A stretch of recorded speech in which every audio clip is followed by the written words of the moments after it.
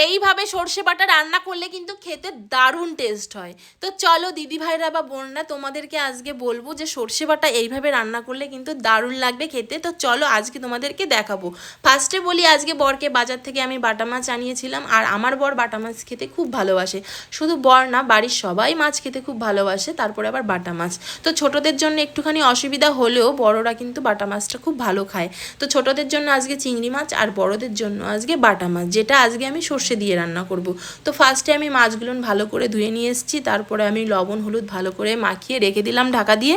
তারপরে আমি কড়াই ভালো করে গরম করে সর্ষের তেল নিয়ে নেব। সর্ষের তেল নেওয়ার পরে, এই যে অনেকেই আছো সর্ষে বাটাতে রিফাইন তেল ব্যবহার করো, কিন্তু সেটা একদমই ঠিক না। সর্ষের তেলে সবসময় মানে সর্ষে বাটাতে সবসময় সর্ষের তেল ব্যবহার করো, খেতেও দারুণ লাগবে, ভালো স্বাদও হবে। তো ফার্স্টে আমি ভালো করে কড়াইটা গরম করে নিয়েছি, তারপরে নেওয়ার পরে আমি এক এক করে সমস্ত মাছগুলো ঢেলে ভেজে নেব। এক এক করে সুন্দর করে মাছগুলো ভেজে নিচ্ছি। তো দেখতেই পাচ্ছ মাছগুলো ভালো করে এক এক করে ভেজে নেওয়ার পরে আমি উল্টে দেব। উল্টে দেওয়ার পরে যখন মাছগুলো ভাজা হয়ে যাবে, আমি সমস্ত মাছগুলো তুলে নেব। আর বাটা মাছ ভাজতে কিন্তু খুব ভালোই লাগে, আর কড়াই যদি গরম না হয় তাহলে কিন্তু অসুবিধা হয়ে যাবে, মাছগুলো লেগে যাবে। তার জন্য আমি ফার্স্টে কড়াইটা ভালো করে গরম করে নিয়েছিলাম। তারপরে আমি সর্ষে বাটা করার জন্য যেটা যে সর্ষে, কালো সর্ষে আর সাদা সর্ষে মিশিয়ে রেখে দিয়েছিলাম, জল দিয়ে ভিজে রেখে দিয়েছিলাম। অনেকেই বলবে যে জল দিয়ে কেন ভিজিয়ে রেখেছো, কেন ছাঁকছো? তো এই কারণেই, যদি কোনো বালি বা কোনো নোংরা থাকে তাহলে সেটা ক্লিয়ার হয়ে যাবে, তার জন্য। এমনি আদেও বালি টালি নোংরা কিছু ছিল না, যেহেতু আমাদের বাড়ির পরিষ্কার। তারপরেও একটুখানি জল দিয়ে আমি ভিজিয়ে নিলাম, নাড়াচাড়া করে নিলাম যাতে বালি থাকলে চলে যায়। তো দেখতেই পাচ্ছ কালো সর্ষে আর সাদা সর্ষে নিয়েছিলাম। তারপরে আমি শিলে বাটে ভালো করে পেস্ট করে নেবো, শিলে বাটবো, ঠিক আছে। অনেকে আছে মিক্সারে ব্লেন্ড করো, তো আমি মিক্সারে ব্লেন্ড করা পছন্দ করি না, যেহেতু সর্ষেটা সবসময় শিলে বেটে নেওয়াই বেটার।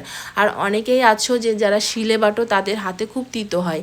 তিতো হবে না যদি এই কাজটা করো। হালকা পরিমাণে একটু লবণ, হালকা পরিমাণে একটুখানি হলুদ আর গোটা চারেক কাঁচা লঙ্কা দিয়ে বাটাটা করবে আর কি, হ্যাঁ, শিলে বাটবে। তাহলে দেখবে কখনোই তিতো হবে না, কখনোই তিতো হবে না। যাদের হাতে তিতো হয় আমি গ্যারান্টিতে বলছি তিতো হবেই না যদি এই কাজটা করে নাও।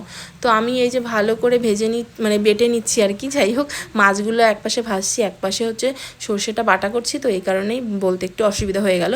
তো যাই হোক, আমি ভালো করে সর্ষেটা ফিনিশ করে বাটবো, একদম একদম ভালো করে ফিনিশ করে বাটতে হবে, যেহেতু একটু দানা দানা না থাকে, ঠিক আছে।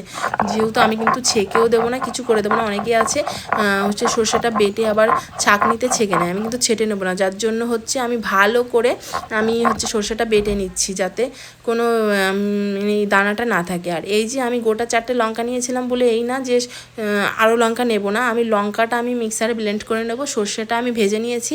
তারপরে এই যে আমার সমস্ত মাছগুলো আমি সুন্দর করে ভেজে নিয়েছি। অনেকে আছে কড়া ভাজতে পারো, অনেকে আছে হালকাও ভাজতে পারো, অসুবিধা নেই। যে যেরকমভাবে খেতে পছন্দ করো সে সেইভাবে ভেজে নেবে। তারপরে আমি এই যে ভালো করে সর্ষেটা দেখতেই পাচ্ছ, আমি ভালো করে সর্ষেটা সুন্দর করে একদম মিহি করে বেটে নিয়েছি, একদম সফট করে বেটে নিয়েছি, হ্যাঁ।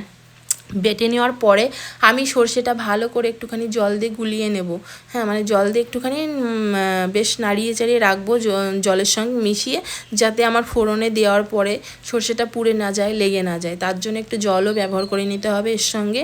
তো আমি জল দিয়ে ভালো করে মিশিয়ে রেখে দেবো। তারপরে আমি যেটা করব, আর একটা কথা তোমাদেরকে বলি, কাঠের জালে রান্না তো খুব তাড়াতাড়ি হয়ে যায়। অনেকেই আছো গ্যাসে রান্না করো, বেশ আস্তে আস্তে রান্না করো, ভালো হয়, অসুবিধা হয় না। তারপরে কাঠের জালও খুব সুন্দর হয়। তারপরে আমি ফোড়নে যেটা দেবো, সবথেকে যেটা মেইন, তেজপাতা, শুকনো লঙ্কা, জিরে দিয়ে দিলাম। দেওয়ার পরে এখন আমি সেই সর্ষে বাটাটা, এই যে জল দিয়ে আমি গুলিয়ে রেখে দিয়েছিলাম, সেইটা আমি ফোড়ন দেওয়ার পরে ঢেলে নিলাম। ঢেলে নেওয়ার পরে আমি বেশ সুন্দর করে ভেজে নেব। মশলাটা যতক্ষণ না ভাজা না হবে ততক্ষণ কিন্তু ভালো লাগবে না। অনেকেই আছে আবার কড়া ভাজা দাও, কড়া ভাজা একদমই দেবে না, তাহলে কিন্তু তিতো হয়ে যাবে।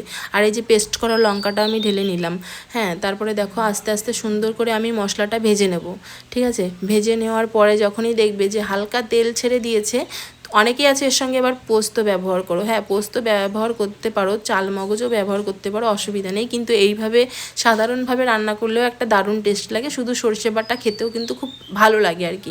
তো যাই হোক, দেখতেই পাচ্ছ আমি ভালো করে মশলাটা ভেজে নিয়েছি। ভেজে নেওয়ার পরে আমি জল দিয়ে ভালো করে একটুখানি কষিয়ে নেব। এই যে পরিমাণ মতন লবণ আর পরিমাণ মতন হলুদ দিয়ে দিলাম, হলুদ আর পরিমাণ মতন লবণ দিয়ে মশলাটা সুন্দর করে কষিয়ে নেব।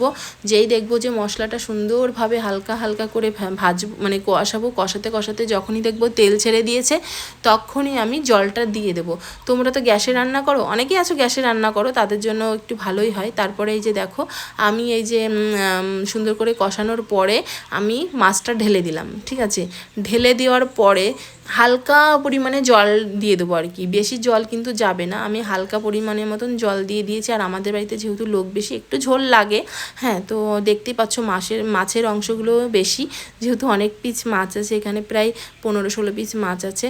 তারপরে আমি সুন্দর করে আমি জলটা দেওয়ার পরে যখন ফুটে যাবে তখন এই যে কাঁচা লঙ্কা, গোটা 4 কাঁচা লঙ্কা চিড়ে দেবো আর খাঁটি সর্ষের তেল দিয়ে দেবো। যখন দেখবো প্রায় হয়ে এসছে, তো আমারও মাছ কিন্তু প্রায় অনেকক্ষণ ধরেই টকবক করে ফুটেছে। আমি আস্তে আস্তে জাল দিচ্ছি, যেহেতু সর্ষে বাটাতে একটুখানি আস্তে আস্তে জাল দিলে সুন্দরভাবে মানে হবে আর কি, ভালোও লাগবে খেতে। তারপরে আমি জলটা দেওয়ার পরে যখন দেখেছি টকবক করে ফুটে গেছে, আমি পরিমাণ মতন সমস্ত কিছু দিয়েছি কিনা সেটা একটুখানি চেক করে নিলাম। তারপরে দেখলাম আমার মাছ পুরো কমপ্লিট, মানে একদম কমপ্লিট। দারুণ টেস্ট হয়েছে, মানে এত দারুণ টেস্ট হয়েছে বলার মতন না। তো দেখতেই পাচ্ছ আমার সর্ষে বাটা ফুল কমপ্লিট। আর কিভাবে রান্না করলাম, মাছ কিন্তু একটাও ভাঙিনি, সমস্ত মাছগুলো আস্তে আস্তে রয়েছে, যেহেতু আস্তে আস্তে করেছি। আর এইভাবেই কিন্তু সর্ষে বাটা করলে দারুণ টেস্ট হবে। পারলে তোমরাও একবার রান্না করে খেও, হেব্বি লাগবে, হেব্বি, আমি বলে দিলাম।